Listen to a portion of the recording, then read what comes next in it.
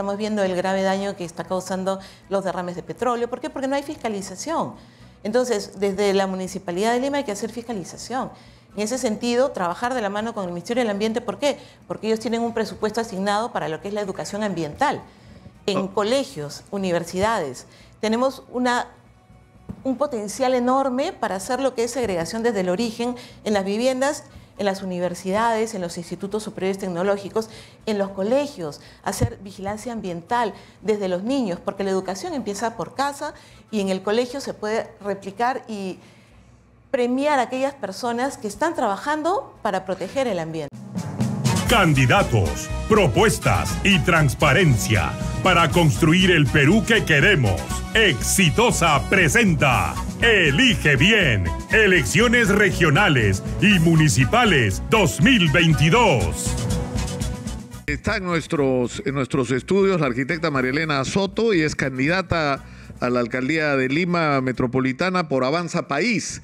Muy buenos días, bienvenida, gracias por estar con nosotros. No, agradecida por la oportunidad de poder exponer las ideas. Están ustedes puestos en una situación que a mí sinceramente me parece increíble. Por razones puramente administrativas, toda la lista de Lima, menos usted, fue excluida de la campaña electoral.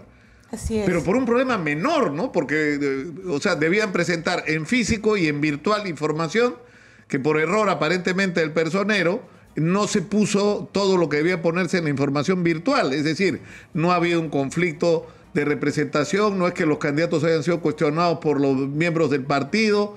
Es decir, es un problema, o sea, se ha sobrepuesto lo administrativo al derecho a la participación política, ¿no? Así es, una situación realmente injusta. Y a pesar de que se presentó la reconsideración, el jurado volvió a emitir otra resolución ratificándose en lo mismo, ¿no? O sea, el que prime la formalidad administrativa al derecho a la participación política, como además ha dicho la Corte Interamericana de Derechos Humanos, ¿ah?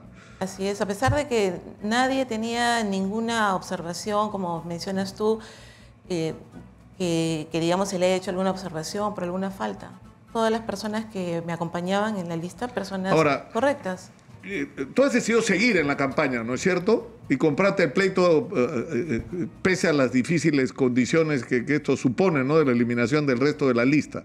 Ahora, ¿cuáles son las propuestas de ustedes para Lima?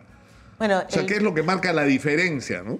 El plan de gobierno de Avanza País, que es el que presentó el doctor Molina, que está inscrito además en el Jurado Nacional de Elecciones, todos los pueden consultar, tiene propuestas que son realistas, que son viables y que además están planteadas en el corto, mediano y largo plazo.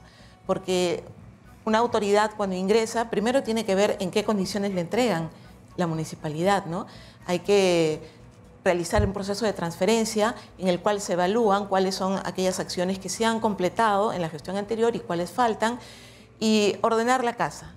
Luego, evaluar el presupuesto que ha sido aprobado para poder empezar a trabajar en lo que es el cierre de brechas, porque los presupuestos se trabajan en función al cierre de brechas, ¿no? Y luego de eso ya se evaluará y empezar a trabajar de la mano de la sociedad civil para atender todos los problemas que son de urgente atención, ¿no? Entonces hay que plantear una estrategia para atacar todos esos puntos críticos de la ciudad. Claro, se da mucha vuelta últimamente en la campaña al tema de la inseguridad. O sea, todo el mundo ha hablado sobre el tema de la inseguridad.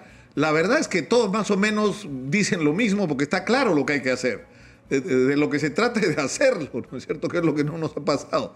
O sea, ya sabemos lo que hay que hacer, pero el detalle es que no se está haciendo, pese a que se sabe, ¿no? Sí, pero sin embargo yo creo que en el caso de Avanza País nosotros no decimos lo mismo. Nosotros solo prometemos lo que podemos prometer. En el caso de la seguridad ciudadana es claro que las competencias corresponden al Ministerio del Interior, al Viceministerio de Seguridad Pública, ¿no? Que además tiene un presupuesto aprobado para desarrollar Barrio Seguro, que es un decreto supremo que tiene que trabajar con los gobiernos locales. Y según lo que ha manifestado el viceministro, está esperando que ingresen las nuevas autoridades para poner en práctica lo que debía estar exacto, cuando se inició el gobierno, ¿no? Y más bien continuar con lo que debió haber iniciado al inicio del gobierno. Bueno, por otro lado, también el Poder Judicial y la Fiscalía tienen responsabilidades frente a la seguridad ciudadana. Entonces, la idea es articular. El día de ayer hubo una ceremonia en la que se presentó el tema de los centros integrados de flagrancia, ¿no? El Poder Judicial. Y eso es algo que yo lo vine mencionando al inicio de mi presentación, porque los que conocen de la gestión pública saben que las competencias están claramente identificadas en la estructura orgánica del gobierno. Entonces, si los candidatos no conocen esta estructura, entonces no se pueden irrogar realizar acciones que no son de su competencia. Le está pegando usted sin nombrarlo a Daniel Urresti, ¿no? Que habla como si fuera a ser nombrado ministro del Interior, ¿no? Más o menos. Exacto. La Ley Orgánica de Municipalidades señala claramente cuáles son las competencias de los alcaldes y están en el ordenamiento territorial, el uso adecuado del suelo, la protección del ambiente, la participación ciudadana, los servicios públicos. Esa es función de la municipalidad. Ahora, la municipalidad tuvo durante muchos años, la Municipalidad de Lima, como una de sus principales fuentes de ingresos, el cobro de peajes, y ahora sabemos, ¿no?, que por corrupción se concesionaron estos peajes a las empresas Odebrecht y OAS, las empresas brasileñas. Dicho sea de paso, la justicia acaba de resolver incorporar a OAS y a Línea Amarilla al proceso, ¿no?, que se está siguiendo por corrupción. Ahora, el tema es que, ¿qué se va a hacer frente a eso? Es decir, ¿qué debería ocurrir según ustedes? ¿Debería cancelarse esas concesiones porque tuvieron un origen ilícito, es decir, en un acto de corrupción? ¿Debería renegociarse porque la manera como se han entregado las concesiones es absolutamente perjudicial para la ciudad? ¿Qué debería pasar, según ustedes, con estas concesiones? Ya, bueno, nosotros somos respetuosos de lo que es la seguridad jurídica, ¿no? Los contratos han sido firmados para un horizonte de 30 años y 40 años, ¿no? Entonces, lo primero que hay que hacer es revisar los contratos a ver si se están cumpliendo. Tú sabes de que cuando cualquiera de las partes no cumple los términos del contrato, entonces hay que revisar el contrato y ver qué es lo que está sucediendo y tomar las acciones correspondientes, ¿no? Como bien lo señalas, estos contratos pues tuvieron un origen que no fue muy claro.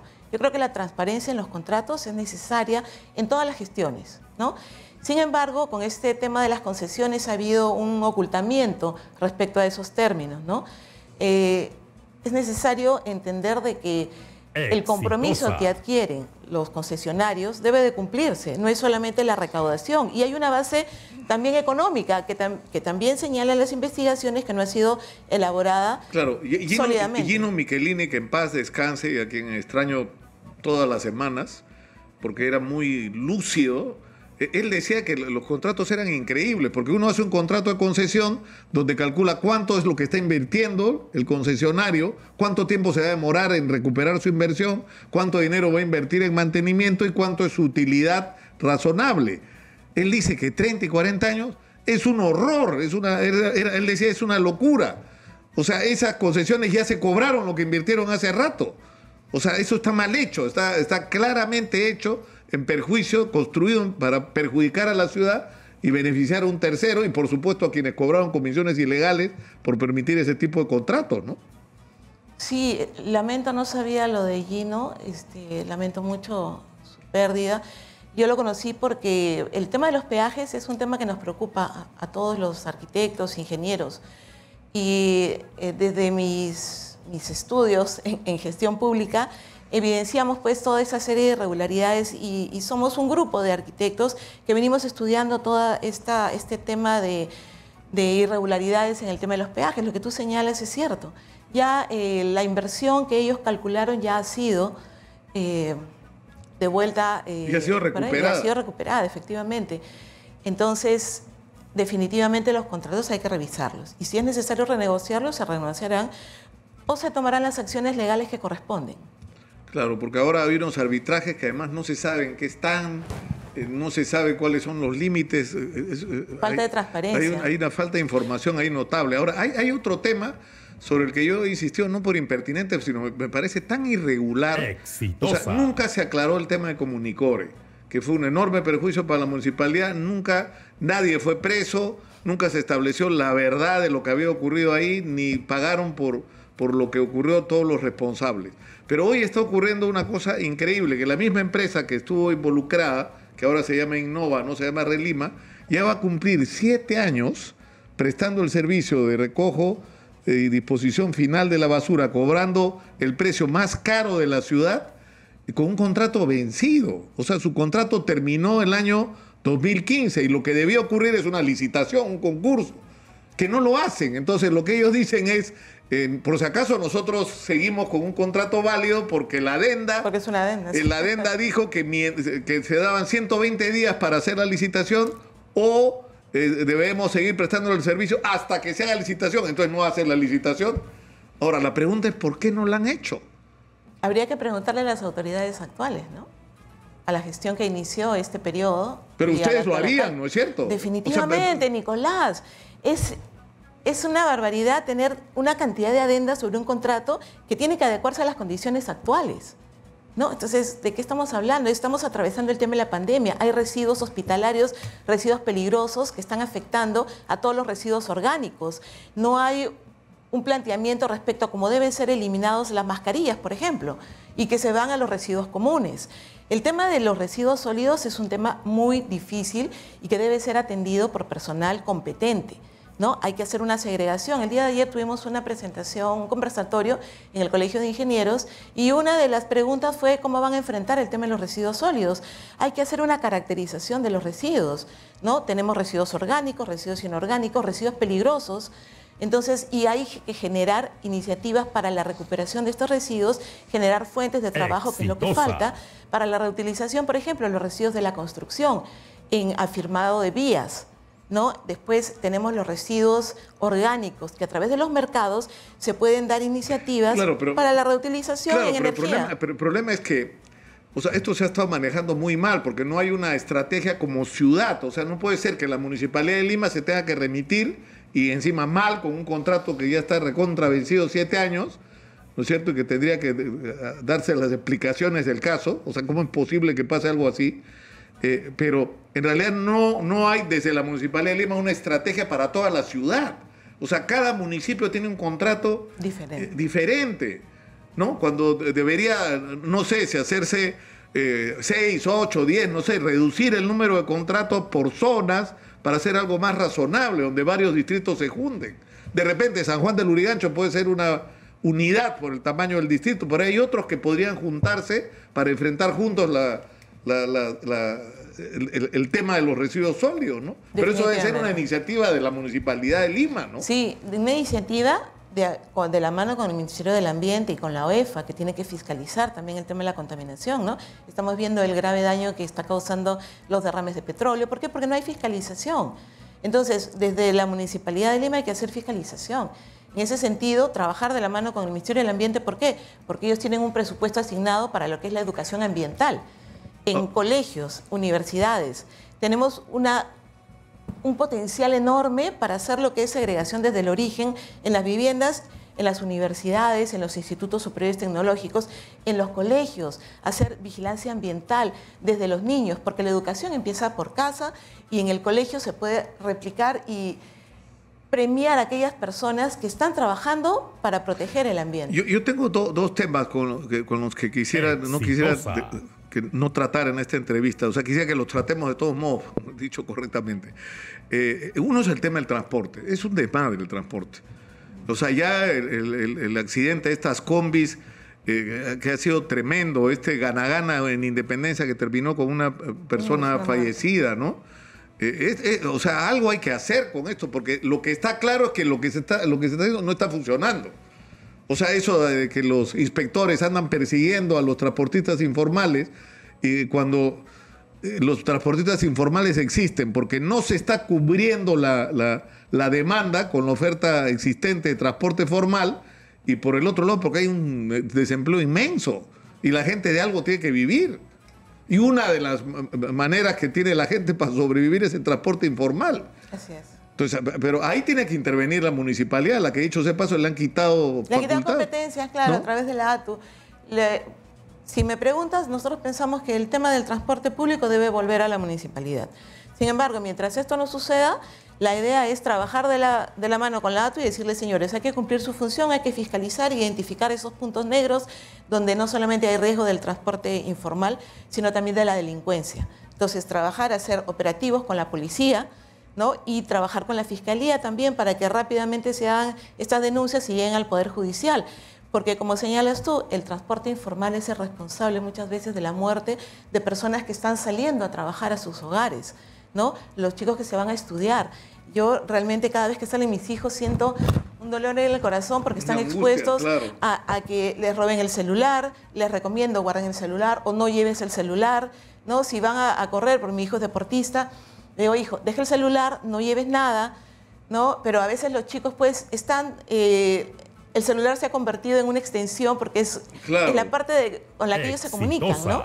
Entonces, yo represento creo que a todas esas madres que nos quedamos preocupadas, pero también debemos de dejarlos porque ellos tienen que trabajar, hacer su vida, salir a divertirse, ¿no? Entonces, pero me quedo con la preocupación, ¿no? De que salen y están expuestos a esta violencia. Tenemos un minuto y medio para una pregunta que es el tema de la vivienda y en particular la vivienda popular.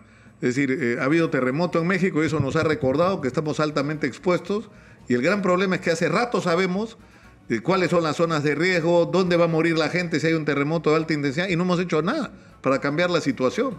Nada. O sea, no hay proyectos en marcha de vivienda popular.